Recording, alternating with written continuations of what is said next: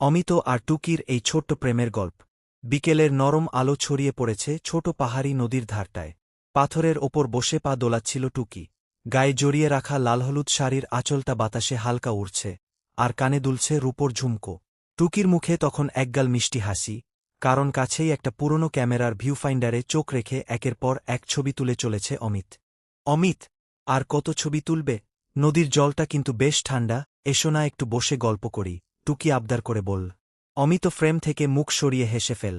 লেন্সের ঢাকনাটা লাগিয়ে সে টুকির পাশে এসে বসল। তোমার এই ছবিটা না তুললে ক্যামেরার সঙ্গে অন্যায় হতো, টুকি।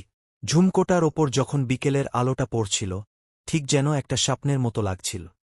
টুকি একটু হেসে অমলেশবাবুর দেওয়া বা বাবার দেওয়া গল্পগুলোর মতো মিষ্টি করে বলল, তুমি তো সবসময় ক্যামেরার পেছনেই লুকিয়ে থাকো। আসল সুন্দর মুহূর্ত তো ফ্রেমে আটকে থাকে না, অমিত, সেটাকে অনুভব করতে হয়।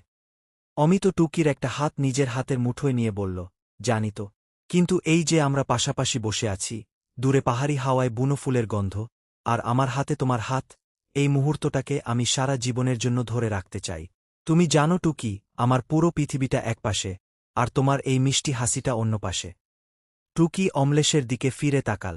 তার চোখের কোণে জমল একটুকরো ভালোবাসা আর মিষ্টি লজ্জা। অমুক নদীর কলকল শব্দের মাঝে টুকি অমিতের কাঁধে মাথা রাখল। অমিত আলতো করে টুকির চুলে একটা হালকা লাল গোলাপ বা কাঠগোলাপ গুজে দিয়ে বলল, এই সাজে তোমাকে একদম রূপকথার রাজকন্যার মতো লাগছে।